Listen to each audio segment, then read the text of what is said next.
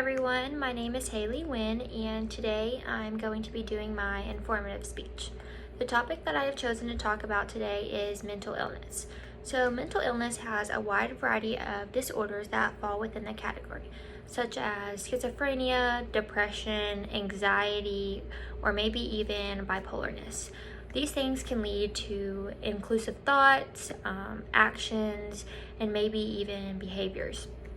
So with that being said, the three things that I want to talk about that relate to mental illness today is the statistics behind it, the signs and symptoms, and organizations that are out there to help, and how exactly to go about getting into those organizations. So with that being said, let's get into the statistics. So according to a study published by the American Psychological Association, numbers have increased almost double within the last decade in all three age groups. So the three age groups are teenagers between 13 to 17 years old, 18 to 25 years old, and 25 and older into older adults. So rates of depression have increased by 52% just from 2007 to 2009 from people that were 13 years old to 17 years old. And it has increased 63% by 2007 to 2009 and anybody over 18 years old. So according to the National Institute of Mental Health, nearly 1 in 5 people have a mental disorder. That may not sound like a lot, but overall that's 51.5 million people in just the United States alone. That's not including other countries around us. So that's going to be about even more than triple that number. So mental health is a huge problem in not just our country, but other countries around us, cities, states, and just anywhere really around us. For example, according to the Banyan Treatment Center, it has proven that an increase of 1.5 million have found a mental disorder since 2021 just alone. And here we are, not even at the end of 2022. So now that we have a better understanding of really the numbers of mental illnesses, how bad it is, and maybe a better understanding of the ages it affects and how it's just continuing to be on the rise, let's talk about the signs and symptoms. Because more than likely, whether you have a friend, a teammate, a family member, or even a coworker, there's probably going to be at least one person around you that has a mental disorder. So learning the signs and symptoms can teach you to ask them if they need help, or really just be that friend for them to lean on. So according to the Mayo Clinic, some of the signs and symptoms are feeling tired or down, having significant mood changes, so you'll be happy one minute, then sad the next, or vice versa, and really distancing yourself from things that you like.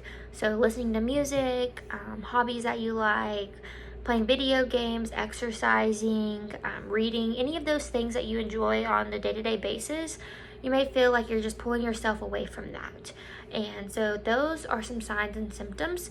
So now that we have a better understanding of the statistics and the signs and symptoms, let's tie those hand in hand and look into two really important organizations that I have found that support mental health and are there to help you. So that way, if you are having these symptoms, then you can reach out to these organizations. So the first one I want to talk about is the American Psychiatric Association. So this was founded in 1844 and the world's largest association for mental illnesses. It is a medically specialized society representing more than 36,000 people for the United States, and this is as of 2020, so I'm sure the numbers have just increased in the past 2 years. So the second one that I want to talk about is the National Association of Mental Illnesses, also known as the NAMI. So this actually kind of has a pretty cool background to it. So it started as a small group gathered around a family dinner, and it has blossomed into a nation's world leading voice on mental illnesses. It has 600 local affiliations, and it is located in 49 states, and especially in small towns.